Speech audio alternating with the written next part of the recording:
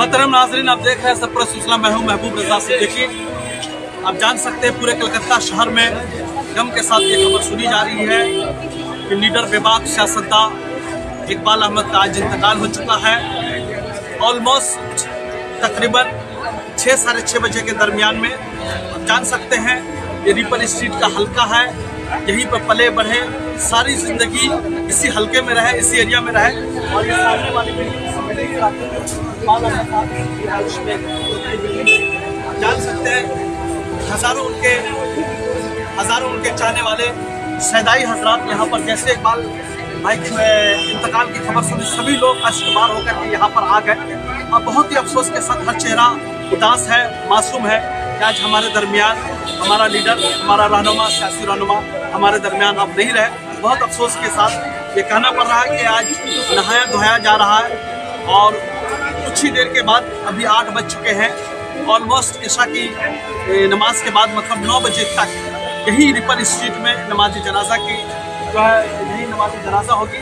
उसके बाद 1 नंबर कब्रिस्तान में तदफीन किया जाएगा। तो जो लोग भी हमारे दरमियान हमारे चैनल के साथ बने हुए हैं उन तक ये खबर पहुंचाना ये मकसद इसलिए है कि ताकि ये ना बोले कि हमारे महबूब लीडर का इंतकाल हो गया, मैं उसके जनाजे में शामिल नहीं हो सका, मैं उसकी तदफीन में शामिल नहीं हुआ। तो आप रिपन स्ट्रीट में उनके घर के सामने जहाँ एक सुल्तान भाई का जनाजा हुआ था उसी जगह में ऑलमोस्ट जो है 9 बजे तक ऐशा के बाद नमाज ऐशा यहाँ पर जनाजा की नमाज पढ़ी जाएगी और 1 नंबर कब्रिस्तान में तदफीन सुल्तान भाई के बगल में किया जाएगा। और बहुत इकबाल अहमद साहब बहुत ही अपनी ज़िंदगी की शुरुआत बहुत ही समझिए कि आम कार्यकर्ता से स्टार्ट किए। अल्लाह ने उसको ज़िंदगी में बहुत इज्जत इकराम से नवाजा।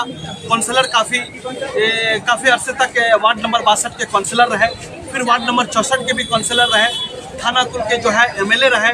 उसके बाद जो है मोहम्मदन स्पोर्टिंग क्लब, इस्लामिया हो या बहुत सारे इदारे जो मिली इदारे हैं उनके भी बड़े बड़े अच्छे ओहदे पर फाइज रहे। दूसरी अहम बात यह है कि वो डिप्टी मेयर, कलकत्ता शहर के डिप्टी मेयर भी बनाए गए। फरजाना आलम के बाद जो है ये सारे मामला थे। वो हमेशा इसी रिपन स्ट्रीट में रहते थे। रिपन स्ट्रीट में जाने के लिए वो जब डिप्टी मेयर थे तब भी, जब MLA थे तब भी वो हमेशा ही पैदल चलते थे।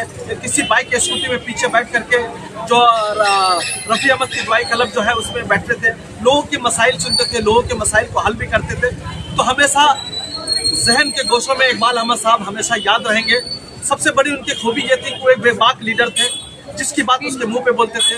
दूसरी अहम खूबी ये थे वो लीडर सियासतदान थे, वो किसी से डरते नहीं थे, अपनी बात बुलंदी के साथ रखते थे। तीसरी अहम बात यह है कि वो स्पोर्ट्स के भी लवर थे।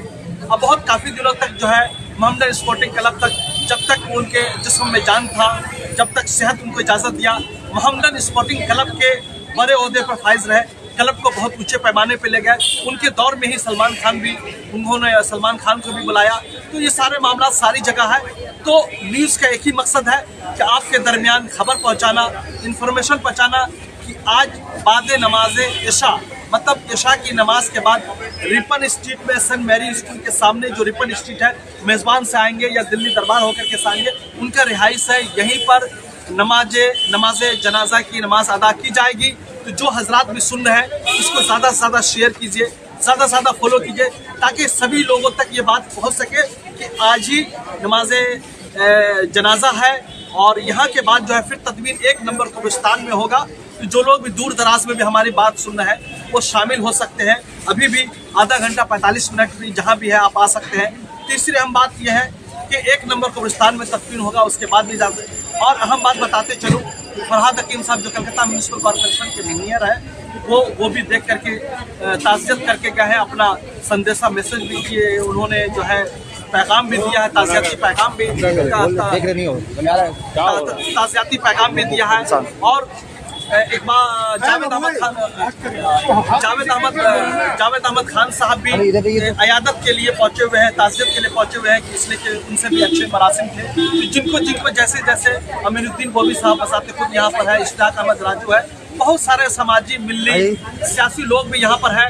सभी लोग यहाँ पर अयादत के लिए, कुछ लोग तो घर के अंदर में है जहाँ पर गुस्ल करवाया जा रहा है, नहाया जा रहा है, कुछ लोग को जगह नहीं मिल पा रही है। तो यहाँ से लेकर के पूरे जो है मेज़बान रिपन स्ट्रीट रफ़ी अहमद की दुआई तक भीड़ लगा हुआ है। तो कहने का मतलब यह है कि हमेशा इकबाल अहमद हमारे जहन के गोशों में याद किए जाएंगे। उनकी जो कारकर्दगी थी, उनकी जो खूबियाँ थी और उनका सबसे बड़ी खूबी थी वो लीडर थे, बेबाक सियासतदान थे और वो अपनी बात किसी के भी सामने रखने का हुनर जानते थे। तीसरी अहम खूबी ये थी वो फुटबॉल्स के लवर थे। जब भी रिपन स्ट्रीट का बच्चा या वार्ड नंबर 62 का बच्चा या प्लेयर्स या 61 का इस एरिया के कोई भी बच्चे वगैरह कोई भी ट्रॉफी वगैरह या किसी भी जीत करके आते थे तो रफ़ी अहमद किदवाई क्लब के सामने मेज़बान के अपोजिट में बैठते थे, उनको भी मिठाइयाँ वगैरह देने के लिए पैसे भी दे दिया करते थे और नाम रोशन करो। तो ये इकबाल अहमद साहब थे और उम्मीद कभी है हमेशा हमारे जहन के कोशों में याद रखेंगे। जो लोग भी आया है, कुरान मजीद की आयत है, कुल्लु नफ्सिन ज़ायक़तुल मौत, हर नफ्स को मौत का मज़ा चखना है, आज हो कल हो। अगर हम जानदार है, हीरू है, हमको इस दारे फना से एक ना एक दिन खोज करना है तो इंसान हम बसरी लिबासे में पैदा हुए। इकबाल अहमद भी बसरी लिबादे में होकर के आए थे। हो सकता है उनसे बहुत सारी खामियां गलतियां भी हो गई होगी, सरसर भी हो गई होगी, लफ्ज़ें भी हो गई होगी। तो इंसान जब चले जाता है हमारी आपकी जिम्मेदारी बनती है उनके लिए दुआएं मग़फ़िरत करें। उनके साथ किसी किस्म के कोई भी ऊंच नीच हो गई हो तो उनकी मग़फ़िरत कर दे, उनके लिए दुआएं खैर करें, उनके लिए सगायर कबायर दुआ की माफ़ करने की दुआएं भी करें। और इस तरीक़ा से आप जान सकते हैं कि आप जो है हम रिपन स्ट्रीट में हैं, रिपन स्ट्रीट में दिखा भी रहे हैं, समझाने की भी कोशिश कर रहे हैं कि आप हमारे साथ कंटिन्यू बने रहिए, ज़्यादा से ज़्यादा शेयर कीजिए। ये इकबाल अहमद की यही आखिरी उनकी जो है आज जनाजा यहाँ से निकले, आखिरी सफ़र है, वो आखिरी सफ़र पर रवाना हो चुके हैं। शायद आज हम इसके बाद हम लोग कभी भी ना मिल पाए। तो जो लोग तक में ये खबर पहुँच रही है या जा रही है उन तमाम से गुजारिश है कि बाद नमाज इशा की नमाज के बाद मतलब 8:30 पौने 9 बजे के दरमियान रिपन स्ट्रीट में आ जाइए। यहीं पर जनाजा की नमाज होगी, उसके बाद जो है 1 नंबर में तदफीन होगा। आप लोग तदफीन में भी शामिल हो, आखिरी दीदार करें आप अपने महबूब लीडर का, अपने बेबाक लीडर का, अपने सियासतदान। ज़िंदगी की सियासत में बहुत ऊंची उड़ान तक पहुँचे। बहुत लोगों को उन्होंने अपनी ज़िंदगी में काउंसलर बनाया, बहुत लोगों को उन्होंने बड़े बड़े पोस्ट में रखा, बहुत सारे लोगों को उन्होंने जो है देखिए एक ज़रिया होता। इकबाल अहमद कहीं ना कहीं एक ज़रिया थे लोगों की कामयाबी के लिए। जो लोग भी उनके साथ रहते थे सारे लोग की देख रेख करते थे, बड़े बड़े ओहदे में भी रखा, सब चीज़ रखा। चलिए हमारे साथ कंटिन्यू बने रहिए। आप देख सकते हैं किस तरीके से गुस्सा भी हो चुका, हमारे साथ कंटिन्यू बने रहिए, देखते रहिए, ज़्यादा से ज़्यादा शेयर कीजिए। थैंक यू वेरी मच हमारे साथ जुड़ने के लिए, बहुत बहुत शुक्रिया। यही इकबाल अहमद साहब रहते थे। Welcome to K-Mall, a premium project by Kaleem Group.